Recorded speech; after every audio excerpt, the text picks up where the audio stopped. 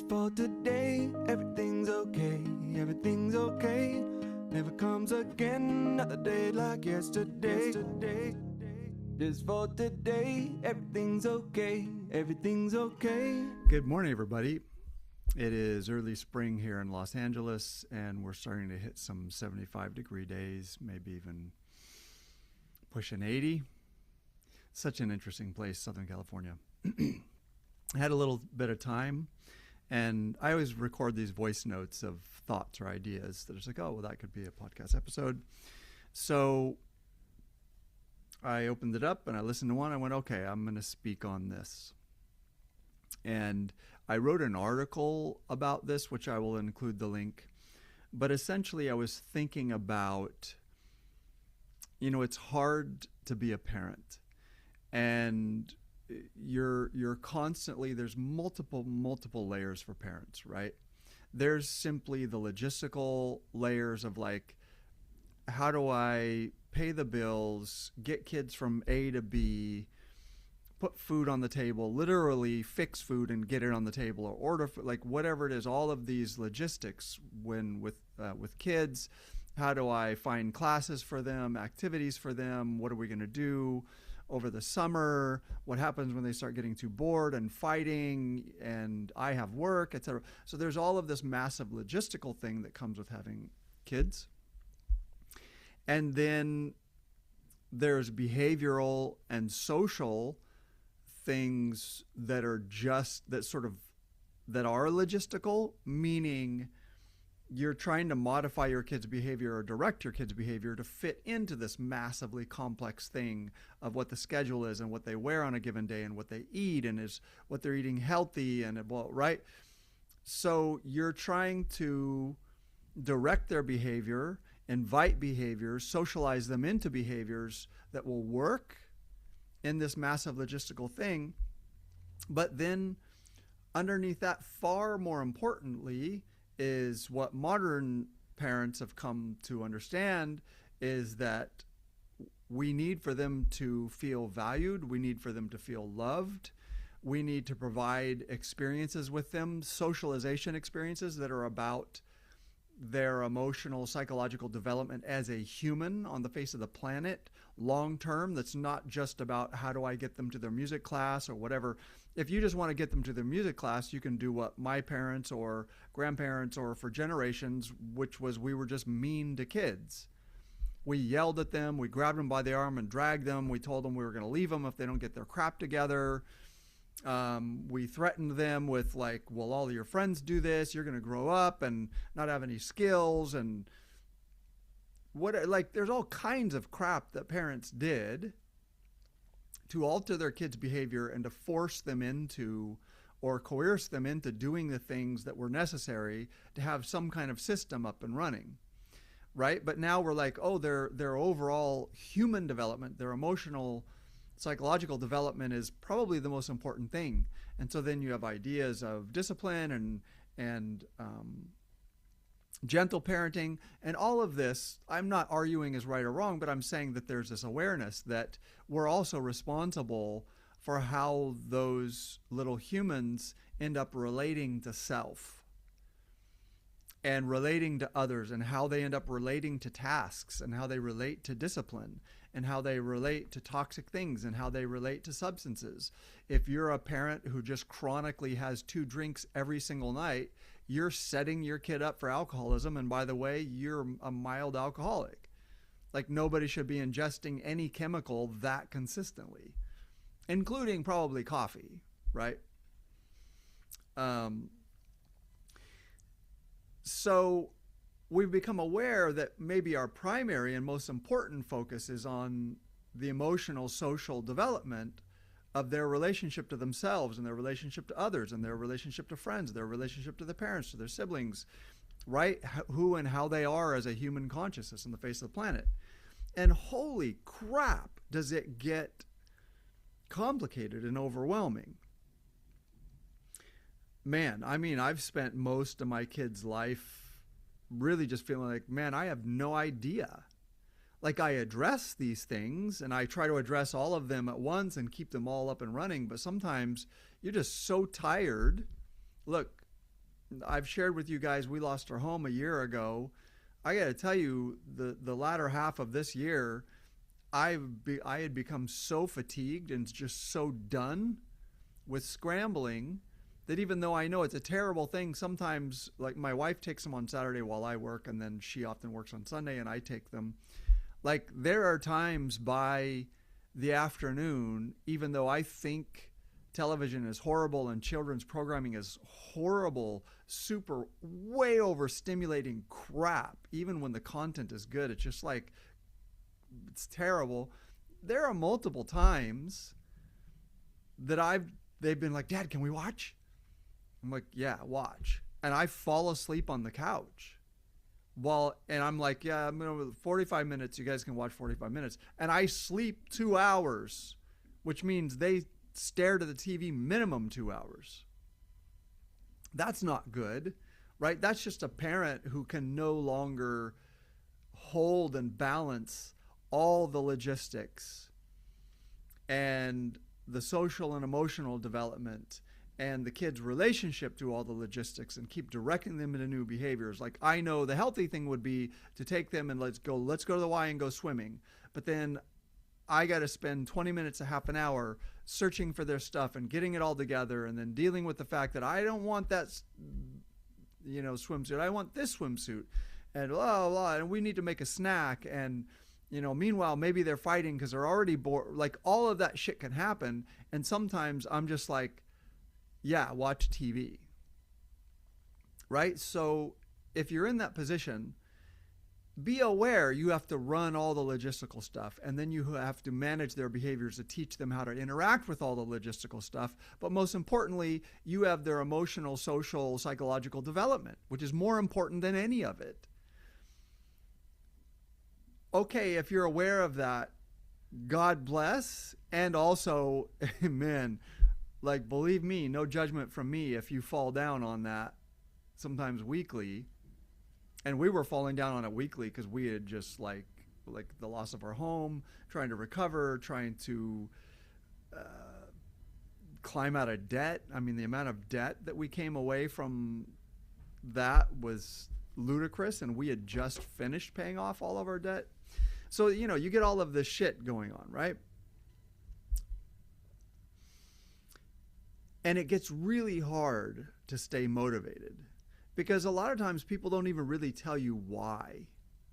Why should you maybe even default from being really good at managing all the logistics of this massive undertaking and their behavior and relationship to all those logistics? Why should you focus more on their emotional, social development, or on their development of their sense of themselves as an autonomous being, worthy of love, worthy and demanding of basic human respect? Why should we focus on that? And so my message this morning is why you should focus on that. And I'm saying this both as a human and a parent, but also as a therapist who specializes in developmental trauma and some fairly severe developmental trauma. And here's the basic message. The reason you should really focus on their relationship to themselves, their relationship to other humans, is because there's a simple truth that any therapist who works with this stuff knows. And that is, if you wonder why people who are traumatized can leave their family of origin and just go out in the world and then repeat the same thing over and over and over and over again, is because parents who are heavy on shaming and embarrassing their kids for control, like even if they know it's not good, but they just end up doing it, like, oh my God, like, you have to get ready. You have to get right. I don't know anyone else's kid who takes this long. Like, I don't understand. Like, what's wrong with you? Put your clothes on, right? If you talk to your child that way, that's just an example. Maybe it's more severe, or there are some people who are just like, you're lazy, you're ungrateful, right? That they'll even identity shame and blame. And it's effective. That's why parents used to do that shit a lot. The reason, if you need a motivation, if you need to truly understand, like if you start losing your sense of why, like my kids are just such a difficult thing to keep this whole thing up and running, is because if you use shame and blame to alter your children's behavior, you set them up for a lifetime of being preyed upon by unethical people who use shame and blame to alter their behavior. If you shame and manipulate your kids to get them to do the things you need them to do, they will go to purchase a car, and the narcissistic and manipulative salesperson can smell it on them. And you don't have to believe this. You don't have to make some argument about energy, none of that crap. They can smell it on them that this is a person who's susceptible to this, and they'll drag out manipulation. And for example, they'll try to sell them a vehicle that's another 20 grand on top of what they're capable of paying, and it'll be one with extra seats and supposedly a better safety, and they'll start shaming, like, well, don't you want to take care of your kids? I mean, like, think about you being a father or a mother. Like, why wouldn't you want to, right? So there's just bald-faced manipulating this human to their face, and there are many of you who are like, are you kidding me? I'd put a stop to that immediately. Like, excuse me, it's not your business. This isn't your decision to make. Who do you think you're talking to? I'm not interested in working with you. If you're that salesperson, if you think you're going to insult me to my face and you're going to make a sale, go fuck yourself, right? They're not going to say that, but, right? They're going to come with that attitude. Yeah, but those people were raised by parents who didn't shame and manipulate them. When you shame and manipulate your children into behaving in the way that you want, you set them up to be controlled and manipulated, and they will be conscious of it or unconscious of it for the rest of their lives, unless they get some serious therapy to learn to alter their body. Because I can tell you, as someone who came from severe shaming and manipulation, I avoided interacting with people in any way, shape, or form. I denied any needs. I refused to engage live because I knew I was incapable of pushing back if someone started manipulating me. It was a stunning level of almost like, it's hard to explain if you haven't experienced it, where the moment someone begins using those mechanisms that were used on you, you find yourself saying yes, even feeling rage. Like, how are they able to do this? Well, I'm not going to take this episode to go into why and how, but there are physiological and brain configuration reasons why, once you set a human up that way, they become deeply susceptible. And even if they're aware of it, which I became aware of how easy it was to manipulate me, how easy it was for salespeople or anyone who shamed me or insulted me or implied, played on guilt, this overwhelming feeling of responsibility, that I was responsible for everything, for any possibility that anyone was in danger, was uncomfortable, was like it was my fault, right? So someone just had to press that button, and I knew they were full of shit, but the overwhelming, intense feeling of shame and guilt that I felt that I had never faced was unbearable, and I would do what they said to avoid feeling that shame. And then I would feel rage and shame and rage at myself and rage at them, but also knew that I was just weak. I was just weak. That someone like any moron could just smell it on me and press a couple buttons, and I would end up doing. Now, if somebody was much more skilled and sold it to me in a way that stroked my wounded ego and made me feel that I was even easier to manipulate, right?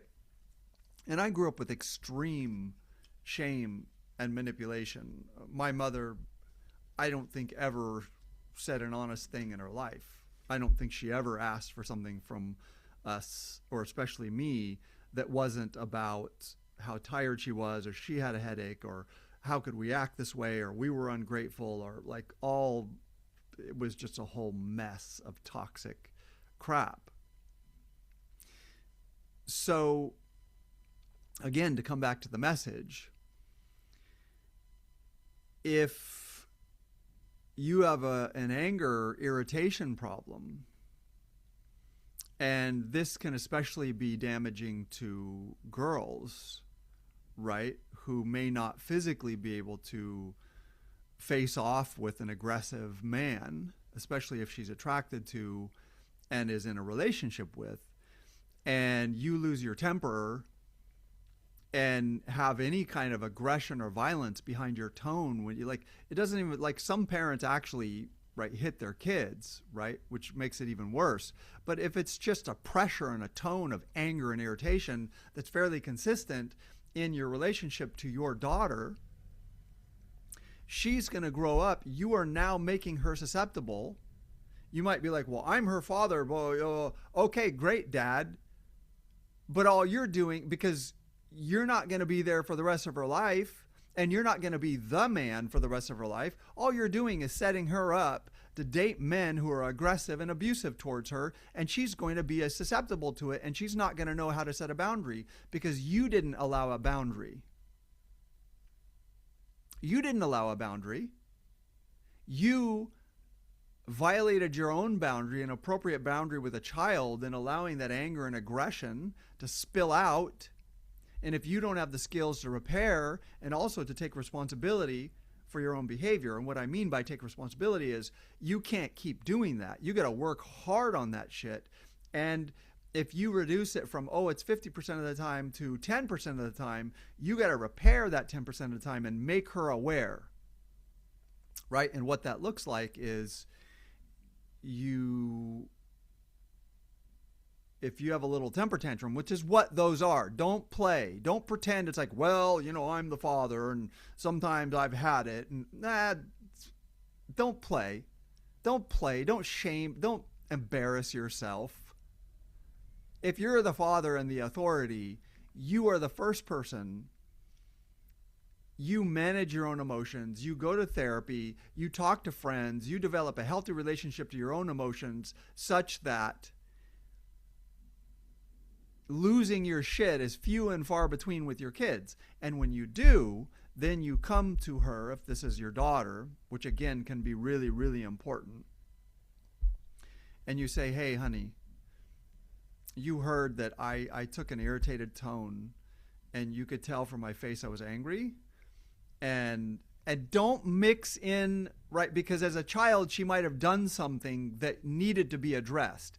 Don't mix in owning your wrong with, but you did this. Because now all you're doing is you're pretending you're apologizing, but you're making her responsible for your anger.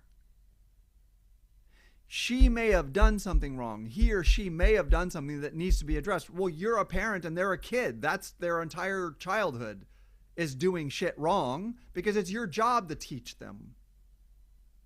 It's your job to teach them.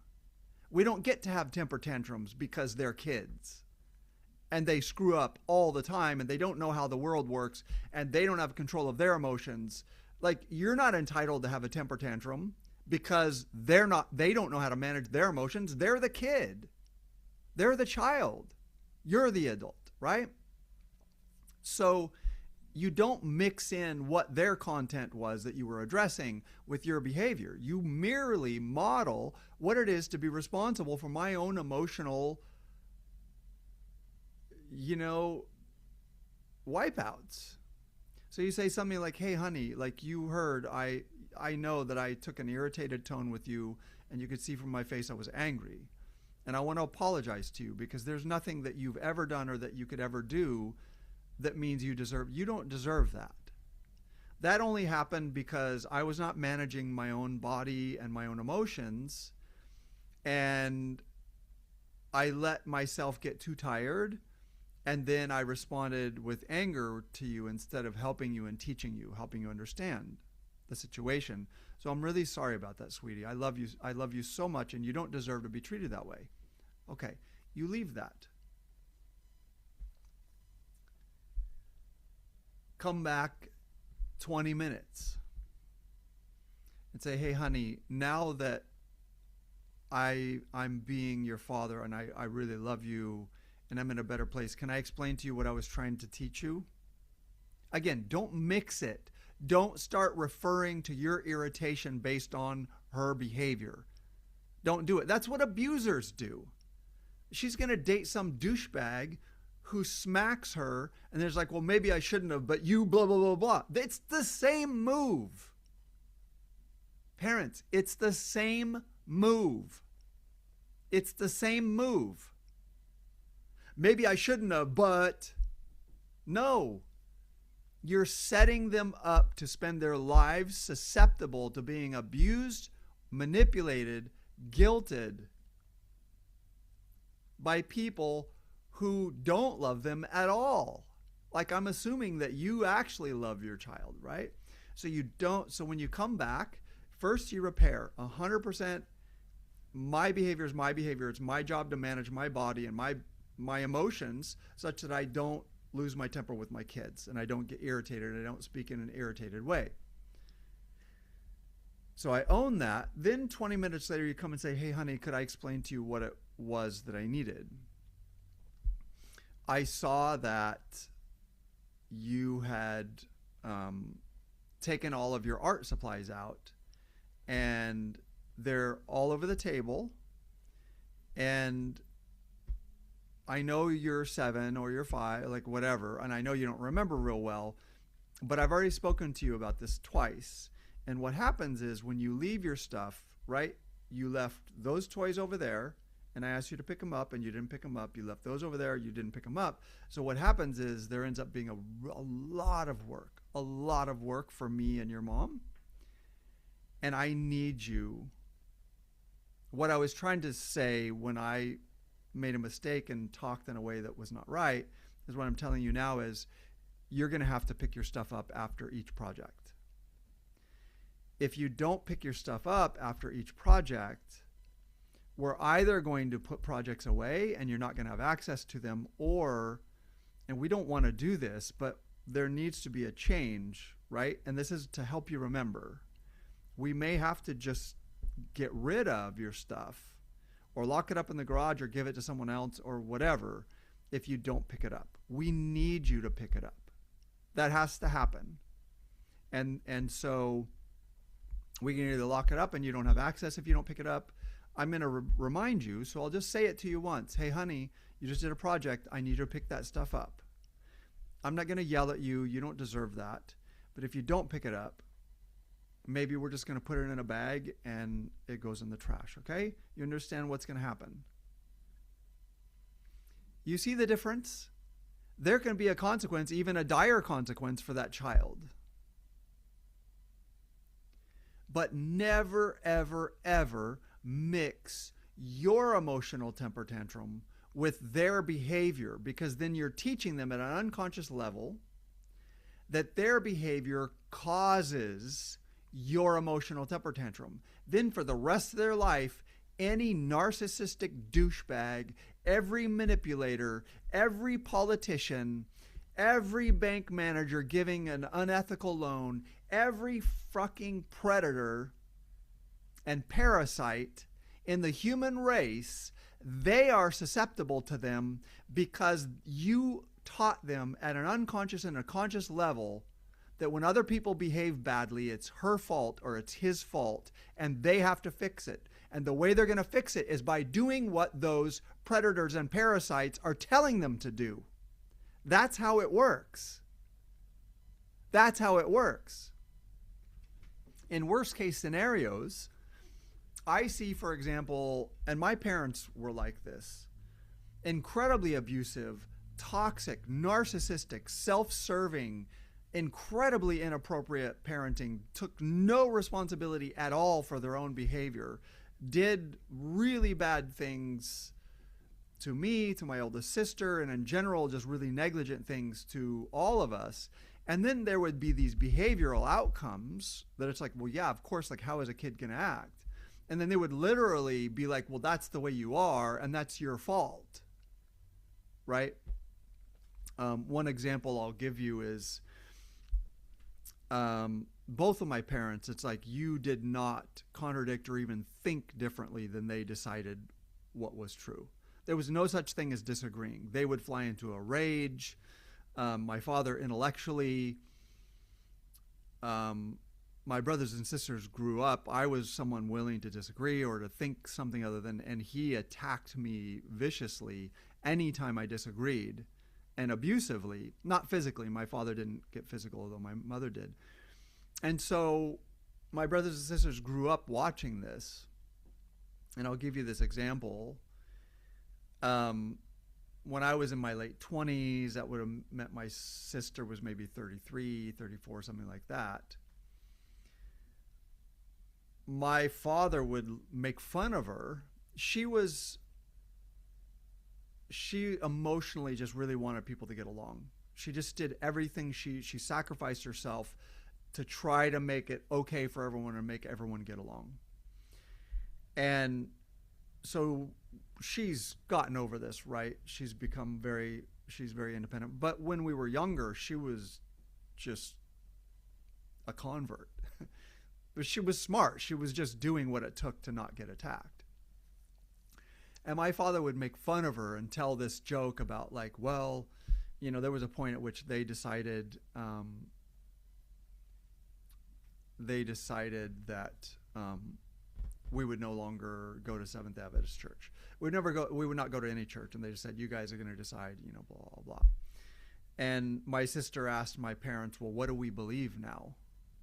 And my father would just laugh and laugh. He thought that was hilarious. What do we believe now? You know, well, right? He's mocking the fact that she was so compliant with him intellectually, that she deferred to him.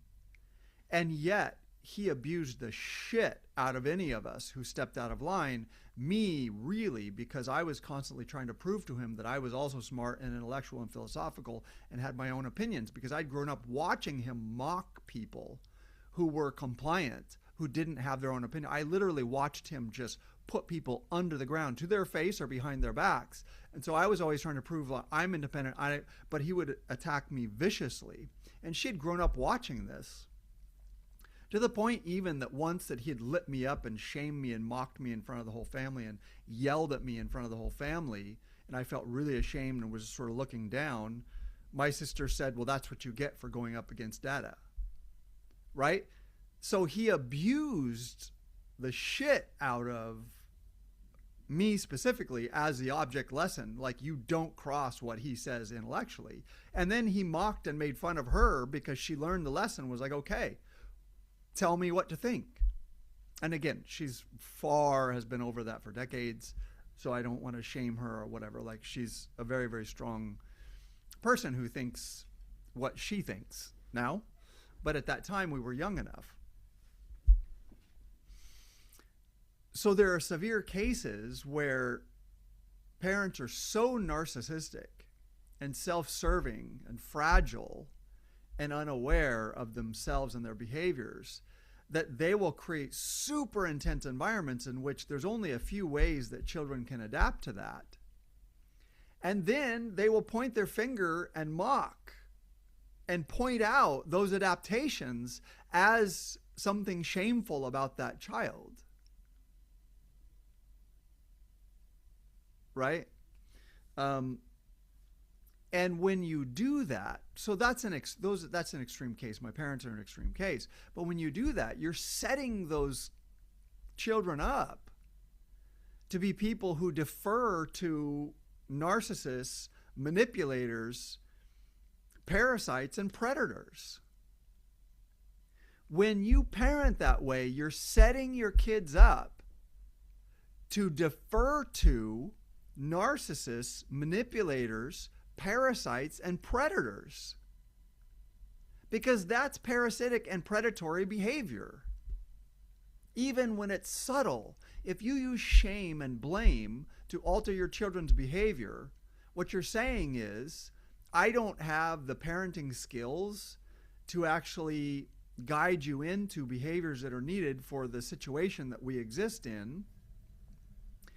And I'm going to hurt you and act like it's something wrong with you. Well, parent, it's something wrong with you. And I understand. I fail all the time. I'm not trying to shame parents, but what I'm saying is when you have a lack and a limit, that's your problem. It's not your kid's problem. Why would you hold kids responsible for something that you can't manage yourself? And I see parents do this all the time. Like, they're so quick to talk about their child and this problem, and they have that problem. Like, do you know how to solve it? Have you solved it in your own behavior? Are you managing your own nervous system because you're the model? And again, if you fail, like I fail all the time. I'm not shaming you. I'm not saying that kids don't need to learn how to be responsible. But what I'm saying is lots of us, if you're using shame, if you're using blame, if you're using manipulation, if you're dishonest with your kids, if you blame them for outcomes that are clearly a result of an environment that you create, if you create an environment of impatience and irritation, and then you get mad at your child because they speak impatiently or in an irritated manner to their sibling or to you, what the fuck are you doing? You're the one who built that environment that they're adapting to. Right? So this is the message of this podcast. And I don't think I need to belabor the point. Like, these things are pretty obvious. If you use shame and blame, if you use anger or aggression, if you use dishonesty and manipulation to alter your children's behavior in relationship to themselves, in relationship to other people, in relationship to you, in relationship to siblings, in relationship to the schedule, to the things that they have to do to interact with the world, you are setting them up to be adults who defer to narcissists, manipulators, parasites, and predators who don't love them at all. When you do it, you love them. You just have a toxic kind of parenting that's inappropriate. You love your kids. I'm not talking to the people who don't love their kids. They can go fuck themselves. You need to go figure something out. Sorry, that was unkind. Some people struggle to love their kids because they had severe childhood trauma. And some people are just sociopaths. So that was my human moment, right? I'm assuming most people love their kids and just don't know how to parent and sometimes don't understand this. So if you ever needed motivation, right, I'm offering the motivation that works for me. Because I get totally overwhelmed with all of the scheduling and the structure and the needs, and we need to find organic food and it's too expensive, and we need to make meals at home, but they don't like those kind of meals. We need to invent some other meals, but when are we going to figure that out? Because we're trying to figure out, like, what summer camps are we going to put them in? Is it appropriate? Are those adults trustworthy? Is it a good program? Are they bored with it? Should we push them through the boredom because sometimes they need to do hard things? Or am I forcing them to do something that's toxic to them that maybe they shouldn't do? And, should I let them have a sleepover? Should I not? Should I have the conversation about sexual assault when they're 5 or when they're 7 or when they're 10? Like, all of the shit. Parents have to do all of this shit. Of course, you get overwhelmed with all the structure and all the decisions and trying to set things up so that your kids have a decent shot at life. And as modern parents, we know that their social, psychological, emotional development is more important than all of that. That's part of it, but it's more important. But sometimes it's like, look, I know this. And sometimes when my kids start screwing around and I need to get out of the car and get in the house and make some phone calls and start dinner,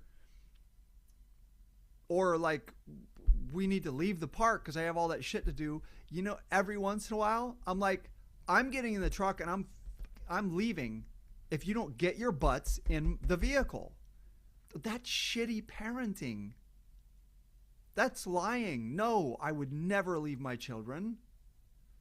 No, it's not right to threaten or to even pretend that you would ever. It's not right. Kids don't have the complexity to understand. You're I'm unconsciously programming them, right? So then I have to come back and say, hey, kids, I said something that's not true and it's not right. I should never lie to you. I would never leave you anywhere, ever. I love you. I want you with me always. And also, I love protecting you and taking care of you. I was just tired and getting frustrated because we have a lot of work. I have a lot of work, and I need to get us home, and I need to start dinner. And I was trying to get you in the truck, and that was the wrong way to do it. I'm really sorry about that. Now, I need you in the truck now. And if you don't get in the truck, I'm going to pick you up, and I'm going to put you in the truck, right? I'm not saying that you're not going to screw up. And I'm not saying that there aren't times where it's an emergency and you just can't. You can't teach them in the right way, right? Not everything can be a negotiation with kids. But what I'm saying is, if it's a policy of 40, 50, 60, 70, 80, 100% of your messages have these constant underpinnings of manipulation, lying about why they should do it or how they should do it or what your motivation is for saying they should do it. Or if you're using anger and irritation to emotionally trigger them to do what you want, right? Or if you're shaming them, blaming them, embarrassing them, comparing them to manipulate them.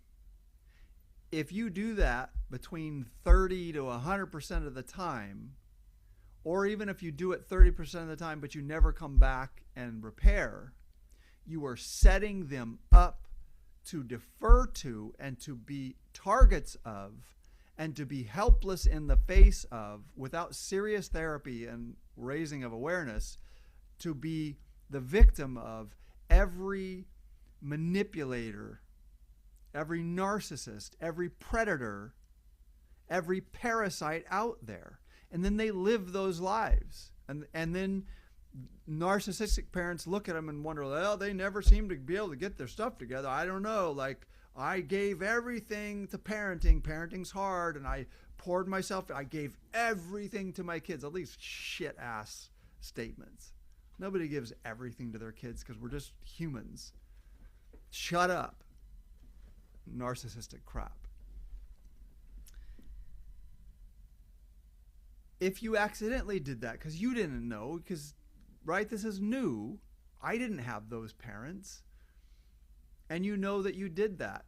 Okay, don't point your finger at your kids and blame them because they date abusive people or they're so easily manipulated or they obviously don't think for themselves, because that's on you. You set up that environment. You abused their autonomy, their ability to have their own opinions. You shamed and blamed. And there's no such thing as someone who just does it. We are born with a deep animal instinct to have our own opinions, to be autonomous, to make our own decisions, to configure our own life, and to try to make something of life that is based on what we are. When you see an adult child who doesn't have that, that's you. That's your parenting. That's you. Some people are more predisposed. Like my sister was a little more one of my sisters was a little bit more predisposed to defer to because she wanted people to go. I have a sensitive nervous system and I deeply internalize systems and ethical systems. So as a child, my parents presenting me with ethical systems that were full of shit in the way they violate, but I deeply internalized it, right? So there can be predispositions, but nobody grows up to be almost totally helpless in the face of abusive people, manipulative people, narcissists, parasites, and predators because you did your job as a parent. There's no such thing. So at the very least, don't shame them. Or like I see often, parents who then send their adult children to therapy to fix them and have all these opinions about why they're this and why they're that, and it's always someone else. It's always an experience they had in middle school. It's because of this. There's no such thing. It's parenting. It's the environment created by the parents. It's the way parents talk to their children. And again, I fuck up all the time. I'm not pretending that you're supposed to just have some perfect understanding or knowledge of how this, I'm pointing out a raging red flag and telling you this is the predictable outcome. This is the predictable outcome. If you use lying, even if it seems like a white lie, manipulation, anger, irritation, shaming, blaming, comparing, in order to alter your children's behaviors, you have set them up to be victims and for them to defer to and kowtow to every manipulator, every narcissist, every predator, and every parasite out there. And they'll spend their lives struggling to be good people and to make a life for themselves. And you'll watch them allow people to take advantage of them and use them and tear them down and wear them out. And you'll be like, why? You're why. The environment you created is why.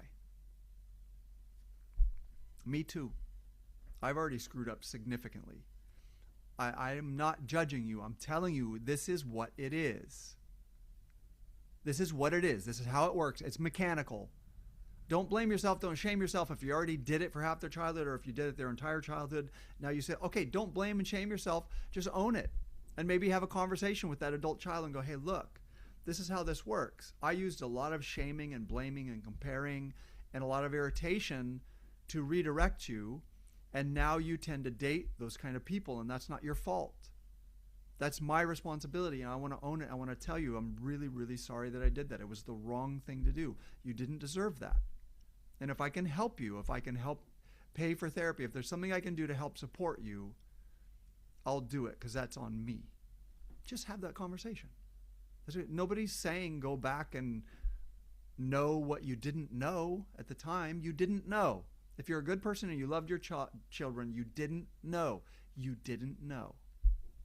That's okay. A lot of us didn't. All right, guys. That was my message for the day. I love you guys. Have a wonderful week. Talk to you soon. No, actually, have a wonderful weekend. It's Friday. Talk to you soon. Bye-bye. Just for today, everything's okay. Everything's okay.